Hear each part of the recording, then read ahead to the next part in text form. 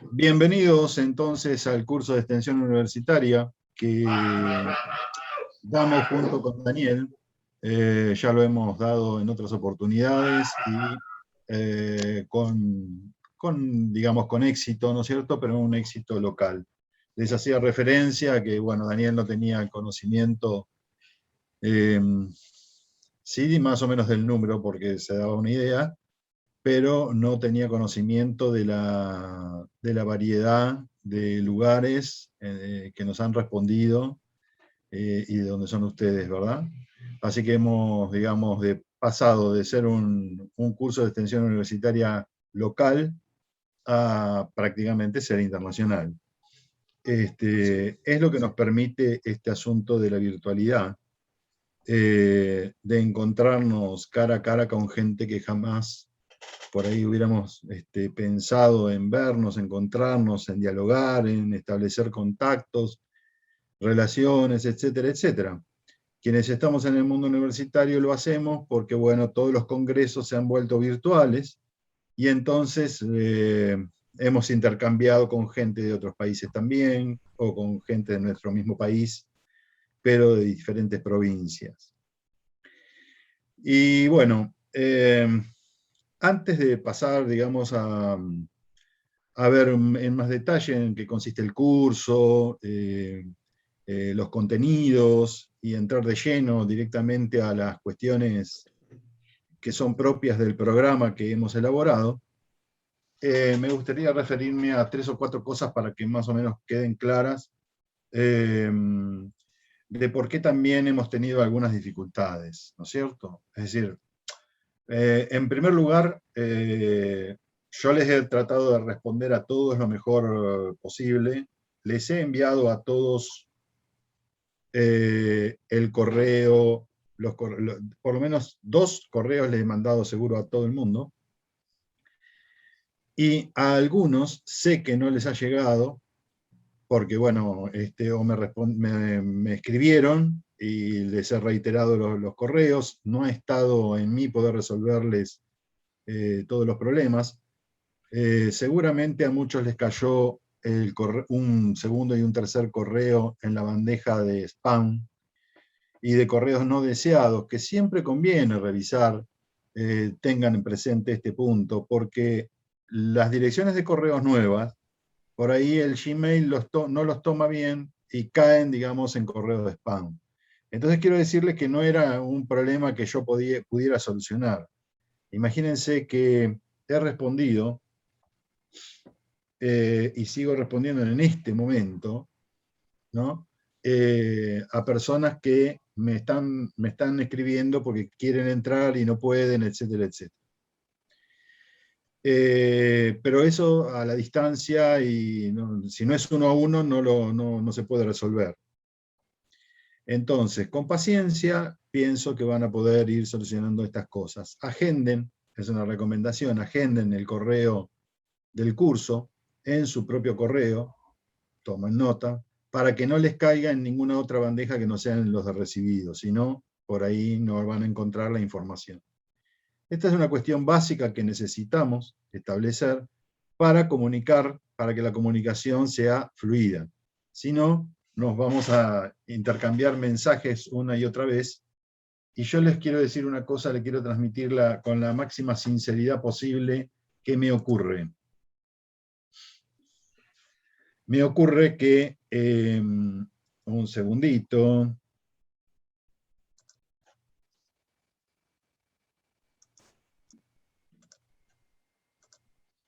mi bandeja de entrada, mi correo personal, está saturada.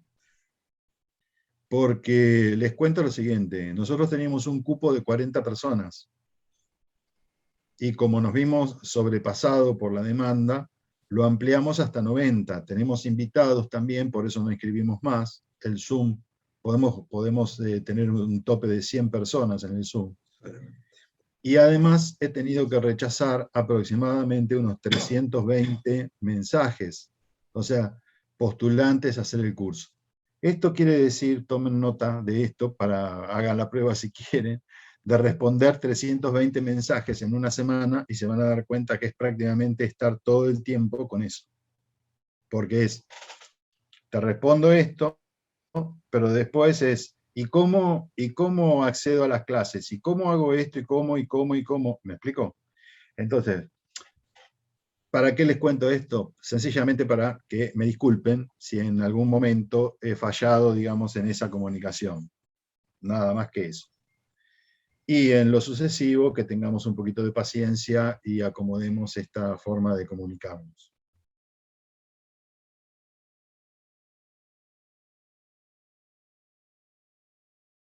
Les voy a mostrar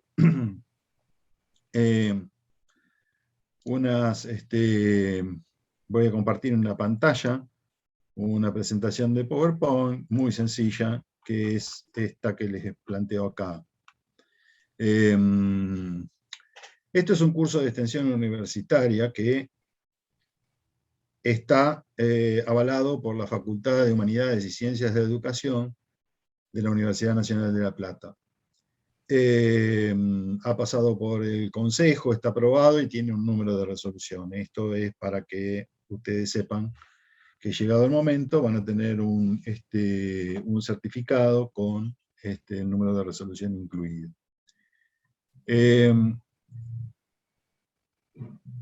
Está a cargo nuestro y por si ustedes quieren saber quiénes somos, aquí yo les comparto este Power para que sepan con quiénes están cursando, ¿no es cierto? No nos hemos presentado, pero no hizo falta porque Daniel tomó la palabra, así que ya lo conocieron rápidamente. Daniel Gatica fue que estaba hablando al principio de todo. Yo soy Guillermo Quinteros.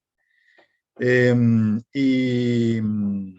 Daniel es actualmente el presidente del Instituto de Estudios Genealógicos y Heráldicos de la provincia de Buenos Aires.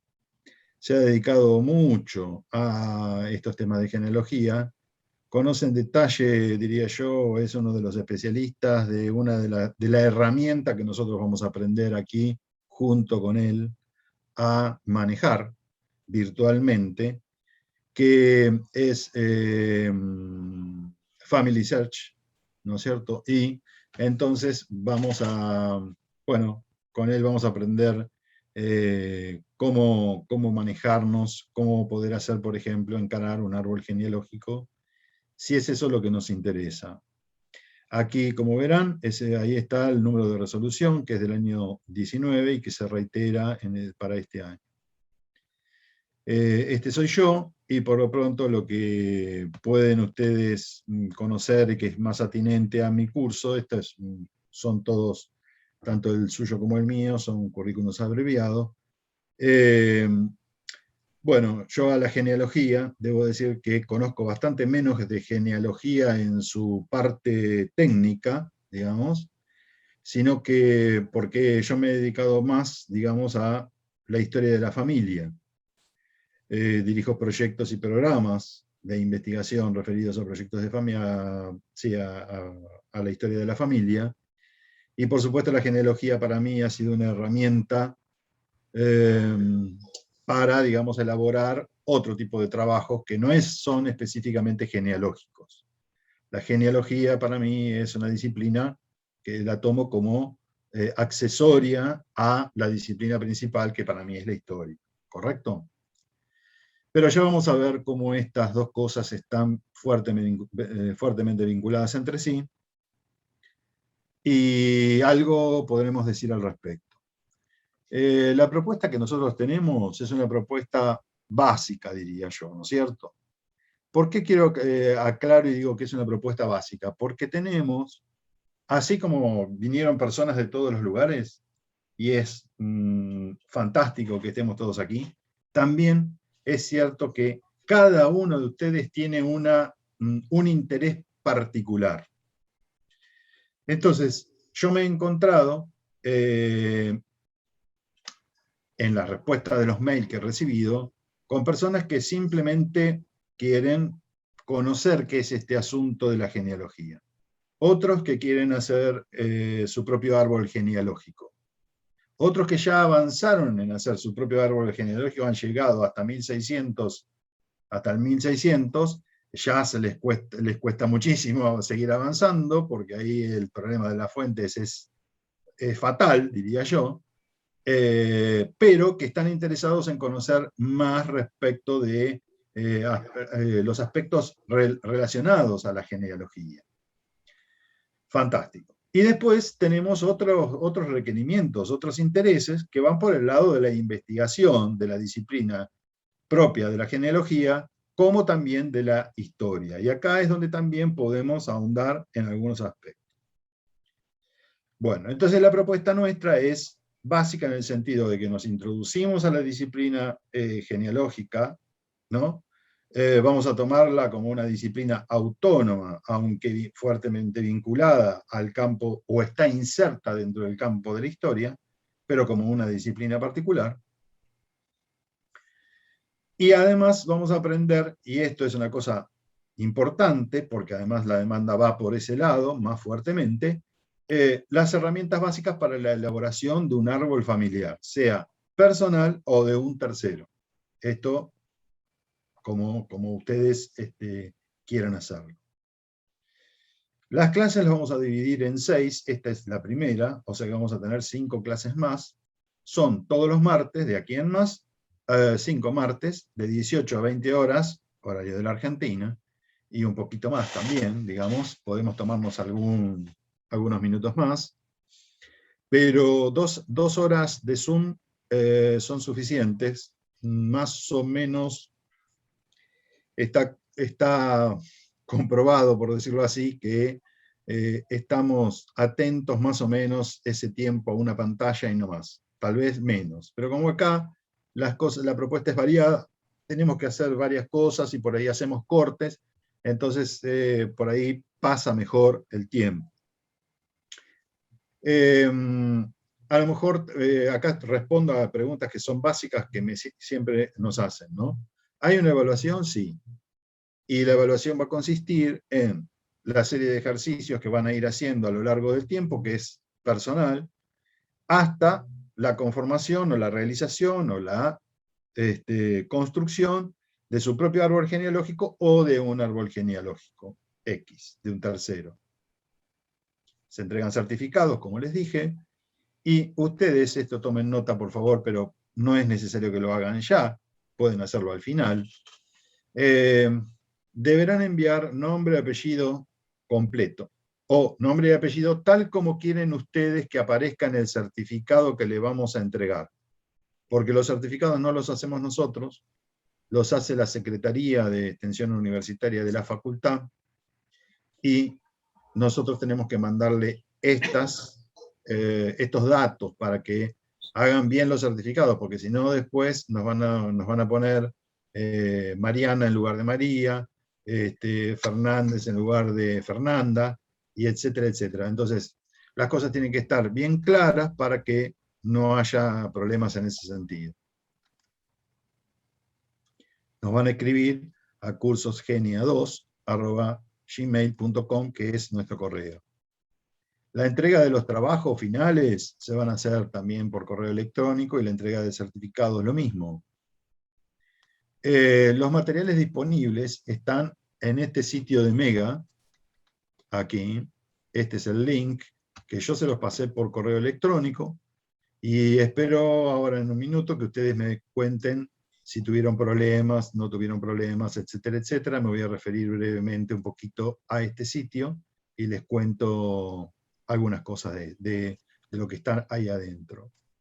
Y después, otra cosa que también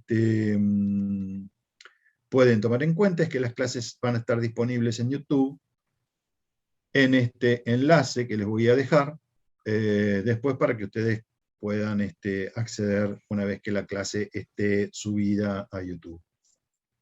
Ahora les voy a mostrar. ¿Me permitís, Daniel, compartir Sí, la pantalla? ahora un segundito que nuevamente te activo. Lo que pasa es que un poco por seguridad, cada vez que dejamos de compartir pantalla, yo saco la autorización. Perfecto.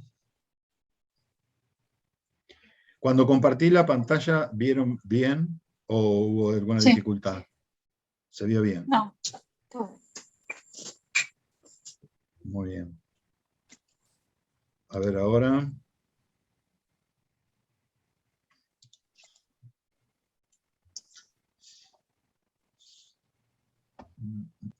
Estás autorizado, ¿eh?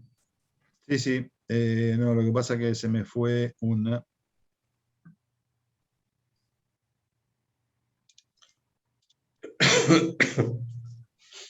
Bueno, allí ven esta presentación de Power.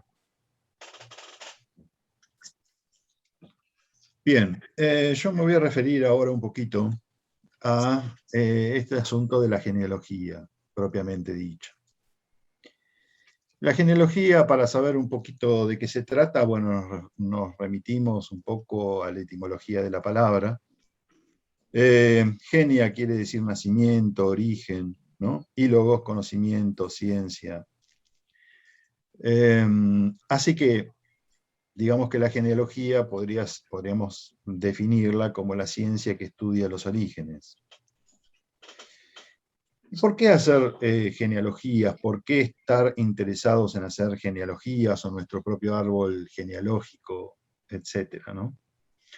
Bueno, uno de los autores que después ya le voy a mencionar, dice que hay una actitud humana que busca saber de dónde venimos, ¿no? Que necesita saber de cuáles son las raíces de nuestros antepasados.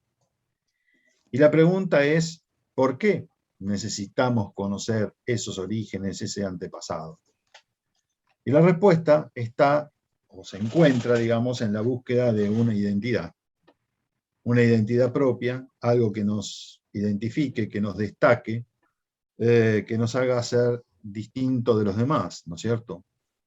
Acá están más o menos las definiciones de lo que es, podría ser una identidad, pero yo me voy a referir también, digamos, a este asunto de la identidad como problema que estaba en la diapositiva anterior. Este asunto de la identidad como problema, porque a pesar de que podemos dar esas respuestas, nosotros decimos, bueno, queremos distinguirnos los unos a los otros, queremos establecer nuestros rasgos de personales, ¿no? Y estamos buscando justamente en aquel antepasado, en aquellos orígenes, esas marcas identificatorias. Pero si pensamos bien, no nos basta esa respuesta, porque seguimos pensando en ¿y por qué buscamos esas marcas que nos identifican? ¿Correcto? ¿No será que la identidad es algo frágil? ¿No será que la identidad, digamos, es algo transitorio, que hoy nosotros nos podemos sentir, podemos manifestar nuestra propia identidad actual, digamos, y en un futuro cambiarla un poco, modificarla? La identidad de las personas puede variar según los tiempos, las circunstancias, la historia, los momentos. Hay momentos de alegría, momentos de angustia, ¿no? Y esos momentos hacen que nosotros seamos frágiles frente, digamos, a las cuestiones identitarias. Sin embargo, parece que encontramos fortaleza, digamos, en aquellos orígenes porque las familias aparentemente no cambian. Es un dato que viene del pasado, es algo que está como inmutable, es una marca que viene así, puesta desde los orígenes, y eso es algo que nos da, de alguna manera, cierta estabilidad. Muy bien. Así como yo puedo afirmar este asunto que atañe, digamos, a la personalidad de cada uno, a los aspectos estrictamente individuales, también podemos plantear la fragilidad de la identidad en un sentido colectivo. Observen ustedes, cada uno de nosotros ha nacido en un Estado nacional, en un Estado-nación, que tiene particularidades que los distinguen de otros probablemente, ¿no es cierto? Que también tiene un origen, y de ese origen en todo caso se ocupará la historia. Pero esa identidad que está, digamos, que queda como marca, digamos, en un Estado-nación, en la nacionalidad, también suele ser bastante frágil. Y esto depende también justamente de los momentos y de los tiempos históricos. A veces es más frágil que otras veces, ¿no? Y esa identidad colectiva necesita ser recreada una y otra vez para reformularse, reforzarse, volver, digamos, a pensar cómo es esa identidad, digamos, como pueblo, como nación, como sociedad, etcétera, etcétera. Así como es frágil, también la búsqueda de la identidad suele ser, en algunos casos,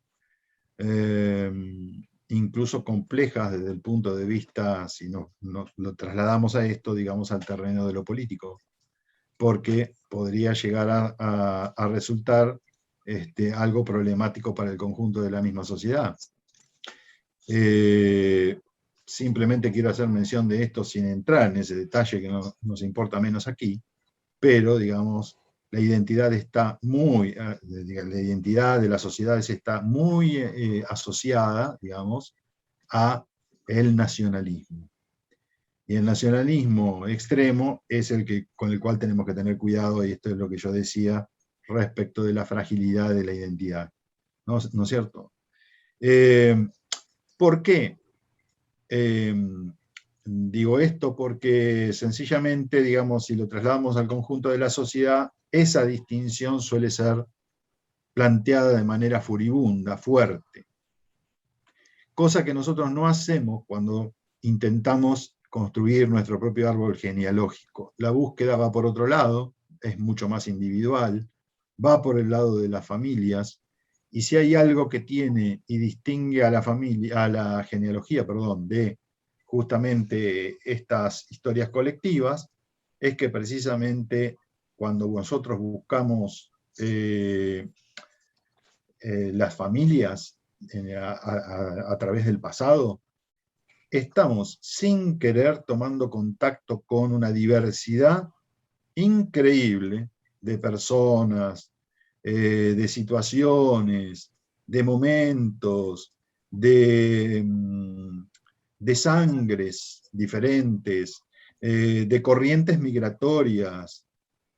Y eso ayuda muchísimo a todos y cada uno de nosotros a ser infinitamente más inclusivos y menos intolerantes, ¿no?, respecto de estas cuestiones que nos identifican, nos dan una identificación, digamos, en contraste con los demás. Muy bien. No obstante, en el caso de la genealogía, también hay que señalar que en esta disciplina el centro, el objeto de estudio de la genealogía es el hombre. Es cierto que se vincula a la historia de la familia y también a la sociedad, y este es un punto que no podemos desconsiderar. Pero el centro de estudio, el objeto de estudio de la genealogía es el hombre. En los últimos años, la genealogía ha sido muy importante en los nuevos estudios biográficos. Las biografías, quienes hacen biografías, digamos que es uno de los géneros, digamos, de los tantos géneros de la historia, se ocupan bastante de la genealogía, ¿no es cierto?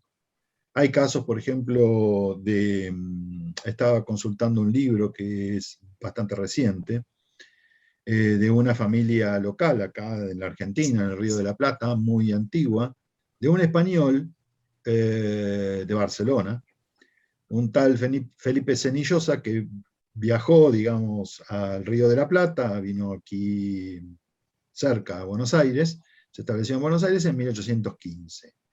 Y hay, hay muchos biógrafos, ¿no?, de Felipe Cenillosa.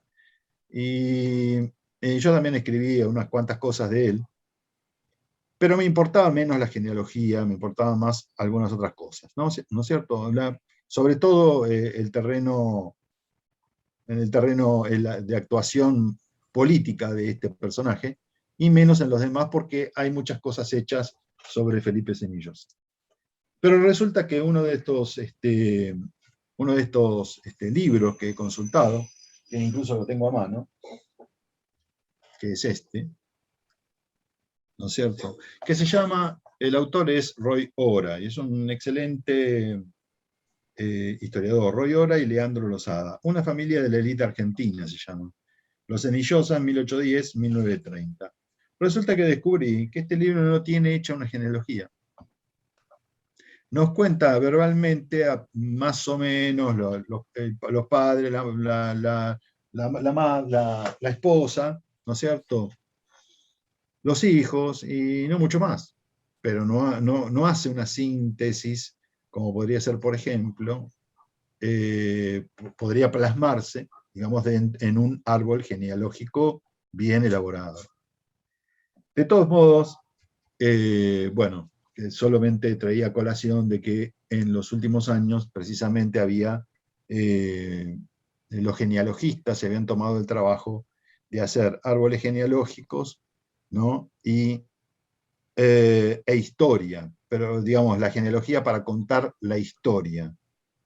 En ese sentido hablo de las nuevas biografías, ¿no es cierto? A propósito de esto, hay una biografía muy buena, por ejemplo, realizada por una historiadora mendocina, que es Beatriz Bragoni, sobre San Martín. Uno dice, ¿qué más podemos saber sobre San Martín? ¿No es cierto? Una figura, bueno, resonante, un mito, ¿no? Un prócer para los argentinos, tal vez para algunos otros países también, digamos, un libertador de América, uno de los libertadores de América.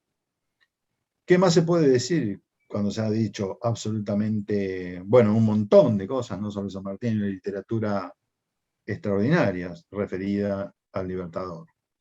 Sin embargo, digamos, cuando vemos cómo se encara la genealogía desde un punto de vista novedoso, nos damos cuenta que sí se pueden decir cosas mejores aún de las que se han hecho, ¿no es cierto?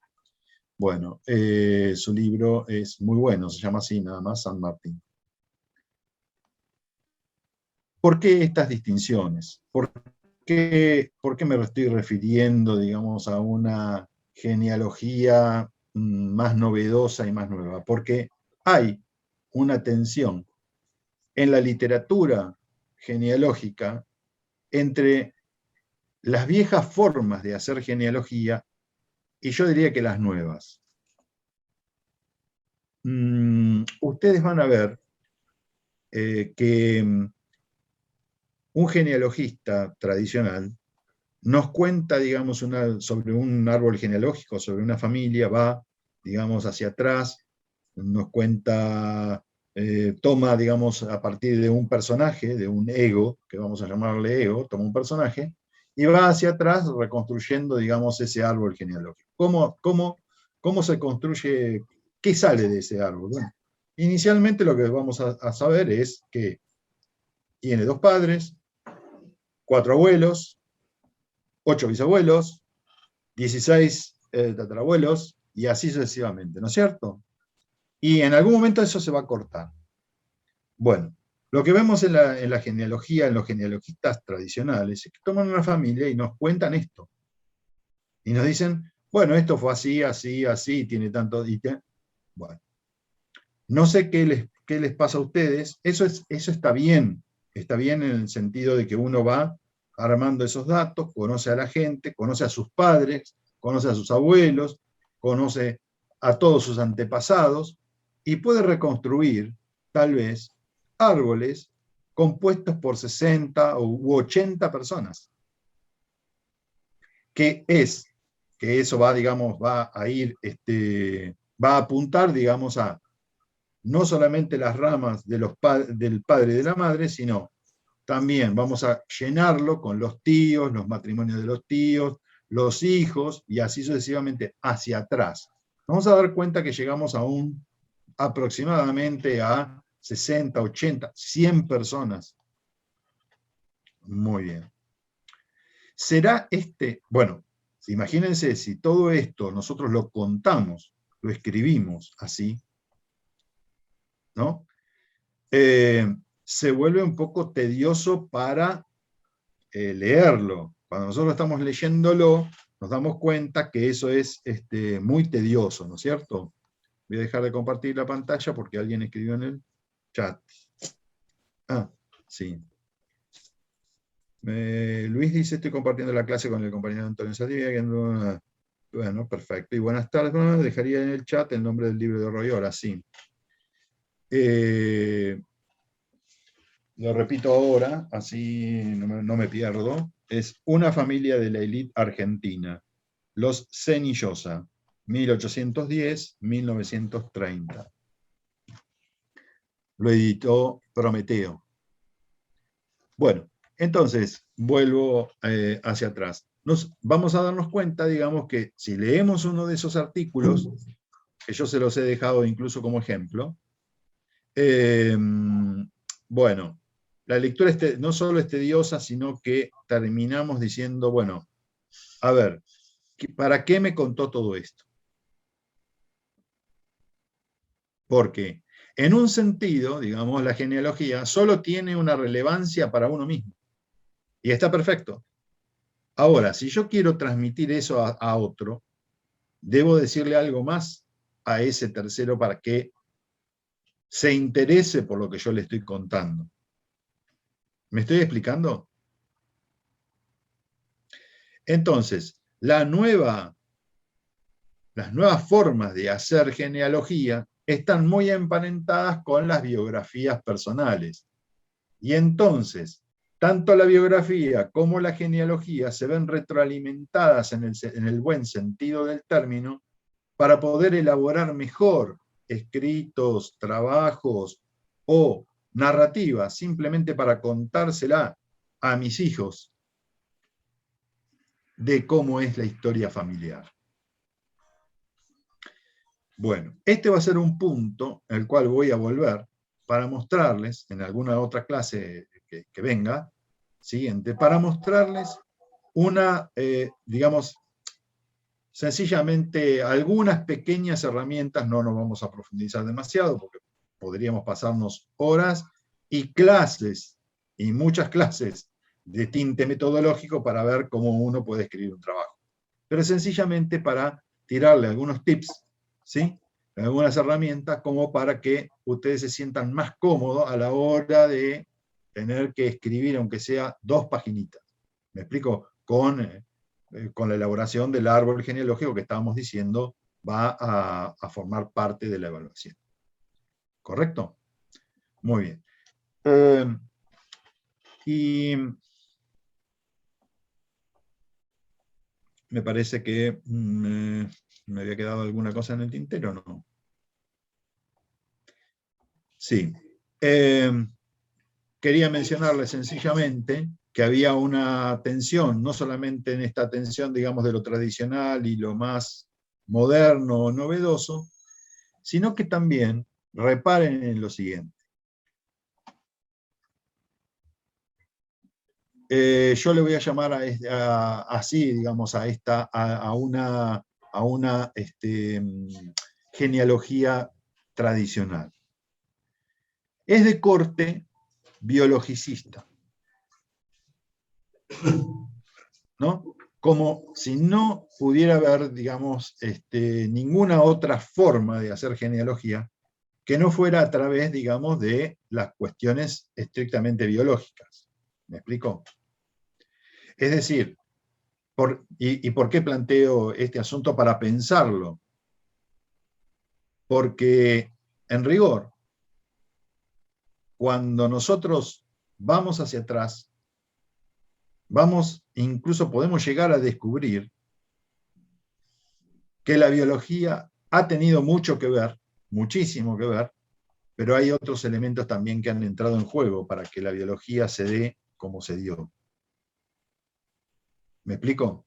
Es más, hay algunos descubrimientos Y en esos descubrimientos, por supuesto, no queridos a veces, tengan en cuenta que uno cuando hace su árbol genealógico, si no lo conoce de antemano, puede descubrir que en la familia puede haber matrimonios no queridos, ¿no? Hermanos, tíos, abuelos que no eran de la misma familia y de la misma biología, pero que fueron adoptados.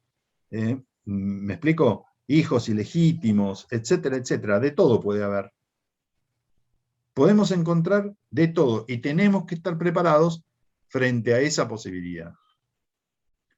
Pero también en las familias ha habido en el pasado agregados. Ha habido personas que no formaban parte de la familia biológica, pero que fueron incorporados como tal. Y eso, ellos también fueron, digamos, mezclándose dentro de la familia biológica. De manera tal que tenemos que estar abiertos a otras posibilidades, no simplemente, digamos, a esa forma de ver la genealogía, ¿no? Como conformada por datos que vienen del pasado, sellados simplemente por la biología. Si nosotros encaramos esa tarea, vamos a tener un árbol genealógico formado por personas que solamente van a tener el dato de nacimiento en tal fecha, muerte en tal otra, y se acabó la historia. Nombre, apellido, tío, parentesco, y se acabó. Esa es la historia, podríamos decir, un árbol genealógico tradicional, al cual nosotros podemos agregarle muchísimas cosas más. Les podemos agregar la ocupación de las personas, podemos agregarle los datos culturales de esa persona, es decir, el nivel de instrucción, por ejemplo, podemos agregarle sus contactos económicos, políticos, sociales, culturales. Nosotros podemos elaborar árboles con datos de los más diversos, que no solamente apuntan a conocer, digamos, los datos biológicos de las personas. ¿Me explico? De manera tal que debemos estar abiertos, digamos, a ese cúmulo de posibilidades que nos brinda el método genealógico. Muy bien. Quiero agregar, Guillermo, que además de todo lo que vos mencionaste, actualmente el aspecto genealógico se ha cambiado o va a cambiar un poco con esto de tener matrimonios del mismo sexo, por ejemplo, y que ellos tienen hijos, o ya sea adoptivos o propios, y esto va a cambiar mucho el aspecto de la genealogía biológica. Exacto. Y además hay otra cosa que también tenemos que tener en cuenta nosotros, y es la siguiente, la genealogía tradicional. Ustedes habrán observado que yo dije que la genealogía ponía como objeto de estudio central al hombre. Pero estoy diciendo hombre con mayúscula. Estoy incorporando, digamos, en el término, parece mentira que tenga que aclararlo, pero ya sabemos que hay una, digamos, como una especie de necesidad por estar aclarando estas cuestiones. Yo no la tengo para nada en absoluto, les aclaro. Pero lo hago porque posiblemente ustedes estén pensando a qué se refiere con hombre este profesor. Bueno, este profesor se refiere a hombre, a todos los hombres por igual, varones, mujeres o de cualquier sexo. Sin distinción, no hago distinción de ninguna naturaleza. Si me quiero referir al hombre como yo, o sea, a un heterosexual, digo varón. ¿Me explico? Pero cuando yo digo hombre, estoy hablando de los humanos, de los seres humanos, de todos los seres humanos. Por igual, no hay absolutamente ninguna distinción. Y observen que la genealogía tradicional ponía como centro no solo al hombre, sino al varón dentro de los seres humanos. ¿Por qué? Porque el asunto del apellido, la herencia del apellido, cómo se trasladaba, era sumamente importante y además se reforzaba a través del estudio de la genealogía, poniendo como centro al varón. Era más importante el varón que cualquier otra cosa. Y esa también era una forma de invisibilizar a la mujer, considerada como, digamos, un grupo minoritario dentro del género humano. ¿Sí? Entonces nosotros también tenemos que hacer un esfuerzo por cambiar ese ángulo y mirar la perspectiva desde otro lugar. Y ese lugar es que estamos en el mismo pie de igualdad, porque si hay algo que caracteriza a las familias, todavía no me he referido a la historia de la familia, ya lo haré, es que es un espacio de relaciones, es un espacio de relaciones en donde por supuesto puede haber jerarquías, etcétera, etcétera, dadas por la cultura, pero en realidad todos juegan el mismo partido. En una familia están jugando todos el mismo partido, excepto que haya, por supuesto, hay familias compuestas por una sola persona, porque también una sola persona es familia. Guillermo, Luis Sí, González ha levantado la mano. avanti. Muy buenas tardes, soy Antonio Saldivia, estoy compartiendo esta videoconferencia con mi amigo Luis David por problemas que tengo con mi dispositivo. Bueno, mi pregunta es la siguiente y es ¿cómo va a influir para este siglo XXI el estudio genealógico con la parte de enfermedades congénitas? Ya que hay mucho, en la ciencia médica se está estudiando mucho la posibilidad del estudio de enfermedades congénitas y están pidiendo la construcción de un árbol genealógico que te detecte enfermedades familiares para poder prevenir a futuro enfermedades de los futuros hijos. Bueno, mirá, así rápidamente te diría que esta es una pregunta que le vas a poder hacer posiblemente a uno de nuestros invitados, que se dedica justamente a los aspectos genéticos. Vamos a tener un invitado, después, Daniel, vos confirmame, me adelanté, respondele vos mejor. Bueno, en la organización de las clases vamos a tratar de tener un invitado cada clase desde la próxima, y uno de estos invitados es el doctor Bravi, que es un genetista de la ciudad de La Plata, y él estudia precisamente todas las relaciones genéticas. Él va a tener media hora para poder charlarnos al respecto y para que le hagamos hacer preguntas y él nos responderá. Es la autoridad, entonces nosotros tratamos de que cuando llegue el momento lo haga él. Claro, porque no te vamos a dar nosotros una respuesta que a lo mejor después vamos a tener que corregir. Claro. Yo preferiría que te la diera, digamos, alguien que es especialista, digamos, en la materia. ¿No? De todos modos, el programa que vamos a usar para poder poner nuestros datos, que es Family Search, tiene un apartado especial para poner para indicar si la persona ha sufrido algún tipo de enfermedad.